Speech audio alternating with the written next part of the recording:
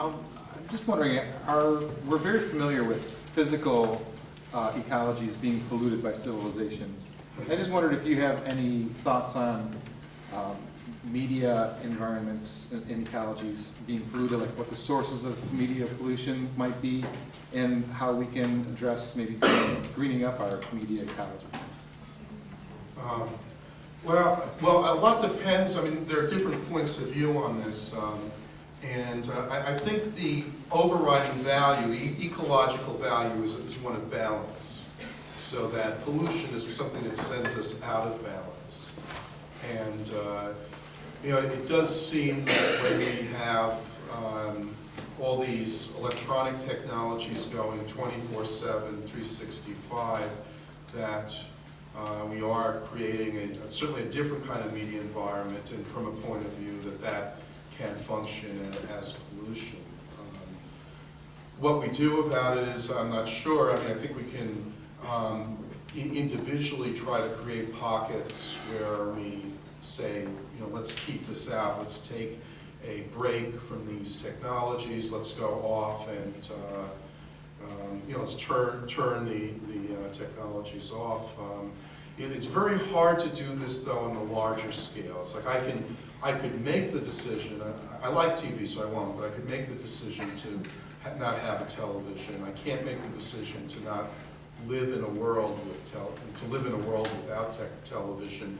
I can choose not to ever set foot on an airplane. I can't stop them from flying overhead though. And so that's and that's part of the problem. That's where clearly things can happen that create changes. I think in certain ways a financial disaster will precipitate certain changes.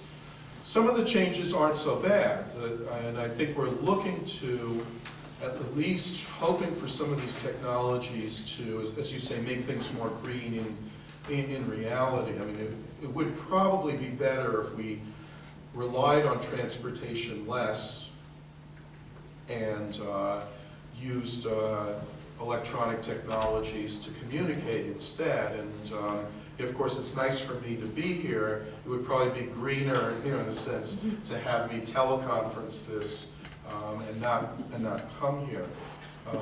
It would also be ecologically or medically better, because the more we move around, the more we transmit diseases from one place to another. I mean, that's also a kind of consequence of all that we're doing. But it's very hard to find that way out. So at this point, we just need to start paying attention and thinking about it. And then I think there are just particular moments where it's possible to affect the direction one way or another. And if somebody who's aware or groups of people can get together at a decisive moment, then it's at that point we might be able to move things in the right direction. Otherwise, our best bet, all that we can do is to try to preserve, I think conservation, to use that metaphor. We're trying to, what we see is that literate culture, book culture, is in decline. It's under assault, in a massive kind of way, and what we can try to do is conserve that as much as possible. We're not going to be able to preserve without change the kind of book culture that existed in the 20th century, where people read hundreds of books every year, read several books a week. It's just not happening. There are too many blogs to read, right? And too many Facebook pages to look at.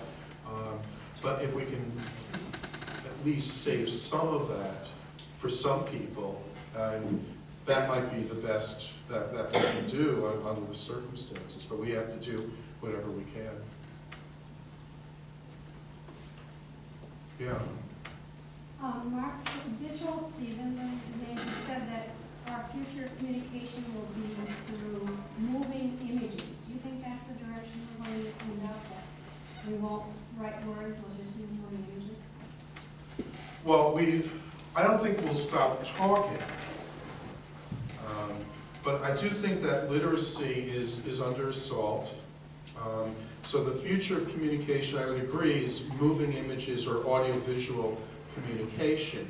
I mean, a lot of people made a lot of, well, when the computers, personal computers came in the beginnings of the internet, folks kept pointing to the fact that it was all text-based. It was all email and discussion lists, and then later on with blogs, that, look at how much writing and reading there is going on. But I think wherever, I mean, that was a matter of limited bandwidth, and as the bandwidth expands, more and more, if we can send video messages and talk on the telephone or on Skype or using webcams, we do that.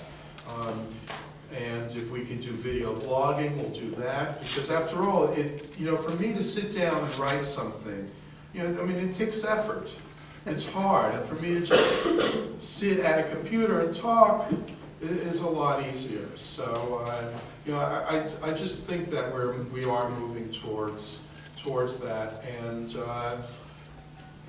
I think also the technologies like voice synthesis and voice recognition will enable that as well, so that, I mean, part of it is illiteracy, that people still know how to read and write, but on a more basic level, and using it mostly, I mean, you want to be able to read street signs, read the menu,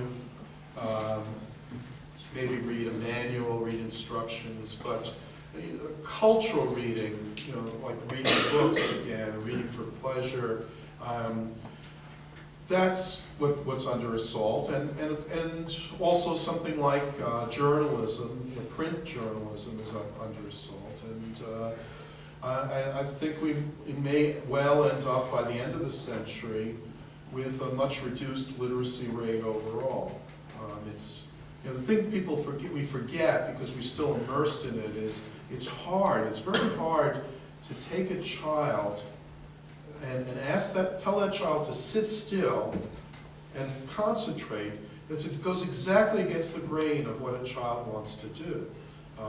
Which is why, I mean, literacy is a difficult thing to achieve. It's a recent accident of history that we have it. And we don't even know if it's necessary. I mean, we've lived for tens of thousands of years without it. It's only been about 5.5 millennia that we've had any writing at all, and for most of that time, it's just been in little pockets, little groups of elite groups who had that. We may well go back to that point of view, but it's good to be in that group.